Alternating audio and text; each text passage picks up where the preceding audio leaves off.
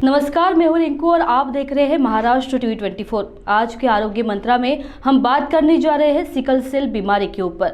हमने आमंत्रित किया है शिवशंकर आयुर्वेदिक क्लिनिक की डॉक्टर अतुल तेलरांदे जी को, जो आज हमें सिकल सेल से जुड़ी बीमारी के बारे में बताएंगे और संक्षिप्त जानकारी देंगे। इससे जुड़े जो भी सवाल है इसके बारे में हम उनको जवाब मांगेंगे। तो आइए शुरुआत करते हैं और सबसे पहले हम स्वागत करते हैं डॉक्टर अतुल का।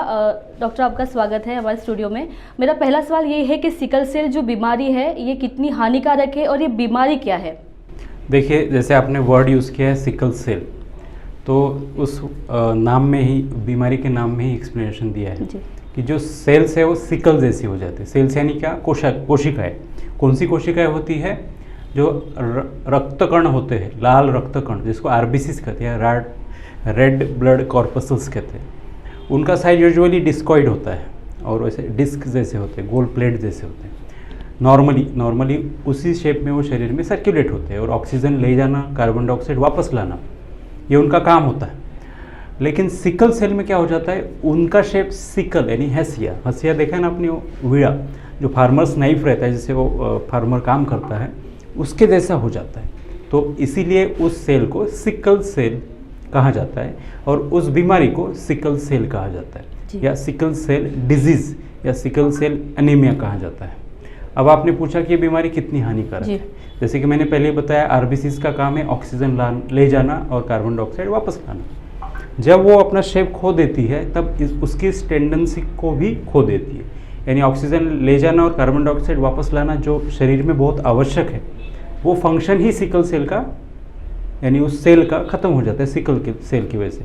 दूसरी बात, सिकल सेल जो है यानी आरबीसी जो सिकल बन जाती है, नॉर्मली आरबीसी का लाइफ स्पैन होता है 120 दिन और सिकल सेल जब वो बन जाती है तब वो 10 से 20 दिन में ख़त्म हो जाती है। तो इससे क्या हो जाता है कि जो सिकल सेल है वो शरीर में 10-20 दिन में ही ख़त्म हो जाती है, जो कि 120 डेज चलनी चाहिए। इस कारण से एनीमिया यानी लाल रक्त कणों का शरीर में कमी हो जाती है, जिससे कि सिकल सेल एनीमिया डेवलप हो जाता है और उसके कारण से ऑक्सीजन की शरीर को आपूर्ति रुक जाती है, कम हो जाती है, जिसे हाइपोक्सिया कहा जाता है, यानी ऑक्सीजन शरीर में कम हो जाता है। तो शरीर में ये बीमारी आगे जाके शरीर में एक गंभीर रूप धारण कर सकती है। सो इस बीमारी हानिकारक भी हो सकती है। जी, तो जैसे कि आपने बताया कि सिकल सेल बीमारी काफ़ी हानिकारक हो सकती है, तो इस बीमारी के कितने प्रकार हैं और वो कौन कौन से प्रकार हैं? देखिए, जनरली प्रकार दो कैटेगरीज में हम सिकल सेल को डालते हैं। एक सिकल सेल डिजीज या सिकल सेल एनीमिया और दूसरा सिकल सेल ट्रेट। तो अब ये दो प्रकार जेनेटिकल इनहेरिटेंस से बनते हैं।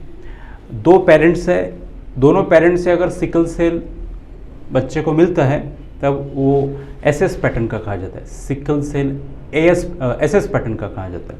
एसएस का मतलब दोनों ही जो ये है जीन्स वो एसएस एंड सिकल के हैं, दोनों ही मदर फादर से जो मिले हुए, इसलिए उसका सिकल्स शरीर में आरबीसी सिकलिंग के जो चांसेस है वो ज़्यादा बढ़ जाते हैं, जिस कारण से उसकी ऑक्सीजन आपूर्ति कम हो जाती है।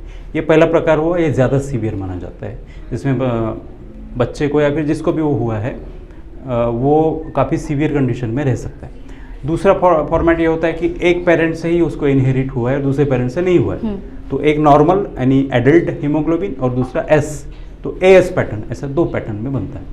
और भी उसके कुछ टाइप्स, सिकल सेल डिजीज़ के भी कुछ पैटर्न्स उन्होंने या फिर उसके टाइप्स बताए हुए हैं, जैसे HBSS pattern, HBSC pattern, HBS beta thalassaemia, इस टाइप के अलग अलग सिकल सेल के टाइप्स आपको देखने में मिलते हैं। जी, तो अगर यदि किसी व्यक्ति को अगर ये बीमारी हुई है तो उसके लक्षण उसको कैसे पता चलेगा? देखिए, बच्चे में शुरू में ही 5 महीने में भी एक लक्षण देखना चालू हो जाते हैं और कभी कभी लेट तक देखते हैं। कितनी सीवियरिटी है, कौन सा पैटर्न है, इस के ऊपर निर्भर करता है कि ये बीमारी के लक्षण उसको कब ध्यान में आएंगे या कब उसके समझ में आएंगे। इसके लक्षणों से उसको हम समझ सकते हैं। तो 5 महीने के बच्चे से लेके आगे की लाइफ में उसको कभी भी इस बीमारी के लक्षण दिख सकते हैं और उसके बाद डायग्नोसिस हो सकता है। जी, तो जैसे अगर आपने बताया कि अनुवांशिक रोग है, जैसे माता पिता के थ्रू मिलता है, तो इसमें बचपन से ही वो सिकल सेल का उसमें वो गुण आ जाता है, तो इसमें ऐसे कोई एज का कोई दायरा नहीं है। लेकिन क्या ऐसा संभव है कि मतलब छोटे बच्चों को ना होते अगर किसी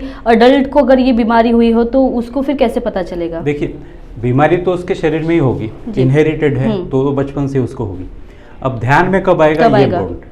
जब तक उसका ब्लड टेस्ट या फिर जो भी लक्षण उसको नजर नहीं आते, उसके बाद डायग्नोसिस नहीं होता, तब तक ये पता नहीं चलता। अब इसके लक्षण जो आएंगे, हम जब लक्षण डिस्कस करेंगे, ये लक्षण आने के बाद जब वो डॉक्टर के पास जाएगा तब समझ में आता है। जी, तो मुझे बताइए कि अगर सिकल सेल ग्रसित जो मरीज है उसको किन बातों का ध्यान रखना चाहिए इसमें? हाँ, बातों का ध्यान क्या रखना, किन चीज़ों का भी उनको उसको ध्यान जैसे कि मैंने आपको ऑलरेडी हाँ। बताया, ऑक्सीजन की आपूर्ति में प्रॉब्लम आती है सिकल सेल में, तो उस आदमी को ओवर एक्सर्शन नहीं कर सकता हो, alcohol consumption, over exertion, smoking, इस कारण से उसको प्रॉब्लम हो सकती है। तो उसको नॉर्मल लाइफस्टाइल जीनी चाहिए, काफ़ी सात्विक। उसको कोई भी हेवी लोड, हेवी एक्सरसाइज या हेवी लोड करने के बाद ही उसको ये प्रॉब्लम आ सकती है। जी, तो क्या अगर किसी मरीज को सिकल सेल हुआ है तो क्या वो ठीक हो सकता है या आयुर्वेदिक में इसका इलाज संभव है? देखिए, सिकल सेल डिजीज पूरी तरह ठीक नहीं होगा, उसके शरीर में वो जेनेटिकली रहेगा। अब उसके लिए ऊपर बोन मैरो थेरेपीज वगैरह मॉडर्न साइंस डेवलप कर रहा है। बोन मैरो ट्रांसप्लांट ही उसका एक ट्रीटमेंट है परमानेंट, बट कंजर्वेटिव यानी पैलिएटिव ट्रीटमेंट उसकी हो सकती है, उसको मेंटेन किया जा सकता है पेशेंट को, तो उसकी लाइफ एक्सपेक्टेंसी आप बढ़ा सकते हैं। 50 साल तक उसको कुछ भी नहीं होगा, कोई प्रॉब्लम नहीं होगी, इतना हम कर सकते हैं। अब आप पहले लक्षणों को देखिए, यानी सिकल सेल क्या क्या सिम्टम्स लेके आते हैं। सबसे पहले वो चीज़ हमें डिस्कस करनी चाहिए कि सिकल सेल एनीमिया के पेशेंट को क्या दिखेगा।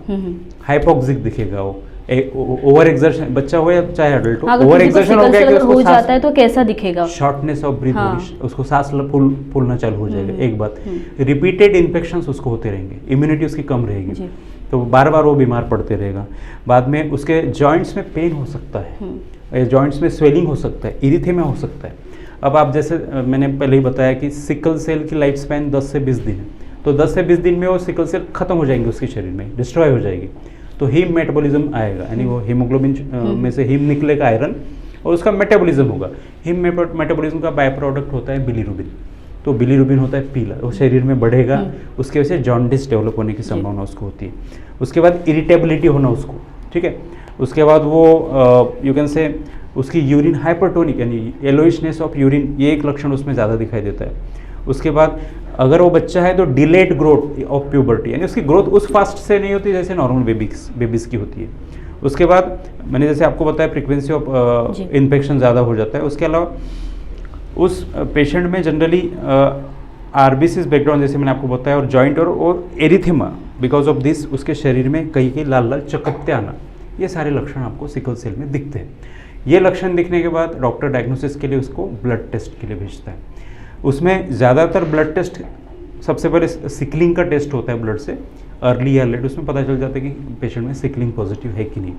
उसके बाद HB इलेक्ट्रोफोरेसिस, HPLC हाई, वो ये सारे ब्लड टेस्ट करा के कंफर्म किया जाता है कि उसको किस पैटर्न का सिकल सेल है।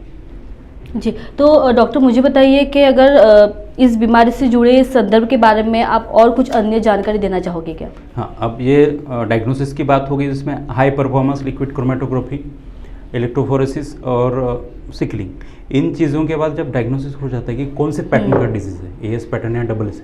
AS पैटर्न्स में आपको ज़्यादा प्रॉब्लम नहीं आती, पेशेंट को इतना प्रॉब्लम नहीं होता, क्योंकि इसमें बहुत सारे हीमोग्लोबिन। AS का मतलब होता है एक एडल्ट होगा, दूसरा S होगा, यानी उसमें बहुत कम सिकलिंग के सेल्स होती है, जिसके कारण उसका नॉर्मल फंक्शनिंग चलते रहता है। एक लिमिट के ऊपर ही उसको प्रॉब्लम आ सकती है।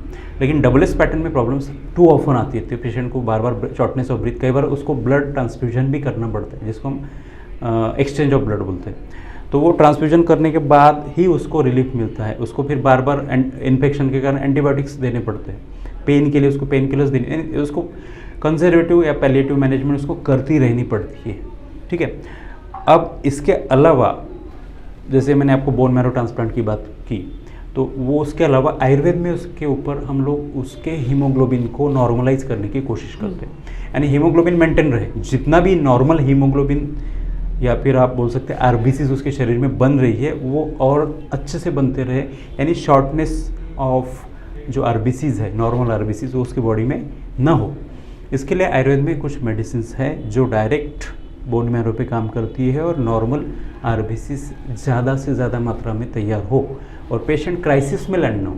जब पेशेंट लैंड होता है क्राइसिस में, उसको सिकल सेल क्राइसिस कहा जाता है, यानी शॉर्टनेस ऑफ ब्रीथ होना, जॉइंट में पेन होना, फिर वो जो लक्षण मैंने बताया, उसके बॉडी में इरिथेमा डेवलप होना, जॉन्डिस डेवलप होना, फिर वो उसकी ग्रोथ ना होना, ये सारी चीज़ें हम मैनिपुलेट कर सकते हैं with the help of some ayurvedic medicine. जी, तो डॉक्टर जैसे आयुर्वेदिक औषधियों लेने के बाद में सिकल सेल का जो मरीज़ है उसकी लाइफस्टाइल कैसे रहती है, उसकी दिनचर्या कैसे रहती है, कितना तकलीफ दे रहता है उसके लिए, और उसके लाइफस्टाइल में खान पान का कितना रोल रहता है? हाँ, देखिए, आपको उसको सबसे पहले मैंने बताया कि वीकनेस आ जाता है उस पेशेंट को, यानी डिजीनेस, चलने पे दम लगना, उतना वो नॉर्मली काम नहीं कर पाएगा, एक्टिवनेस कब रहती है, तो वो अपने को मैनिपुलेट करके उसके यानी उसकी एनर्जी को बिल्टअप करके, उसकी इम्यूनिटी को बिल्टअप करके रिपीटेड इन्फेक्शन अवॉइड करना। पेन, जैसे एलोपैथी वाले पेन किलर्स देते हैं, आयुर्वेद में भी कुछ मेडिसिन है जो पेन को कम करेंगे, उसका उसकी इम्यूनिटी को ग्रो करेंगे, बार बार इन्फेक्शन नहीं होगा, आरबीसीज उसकी नॉर्मल ग्रो हो, उसके बॉडी में एनर्जी बनी रहे, ऐसी सारी मेडिसिन दे के उसकी लाइफस्टाइल को एब्सोल्युटली नॉर्मल रखा जा सकता है। डबल एस पैटर्न में,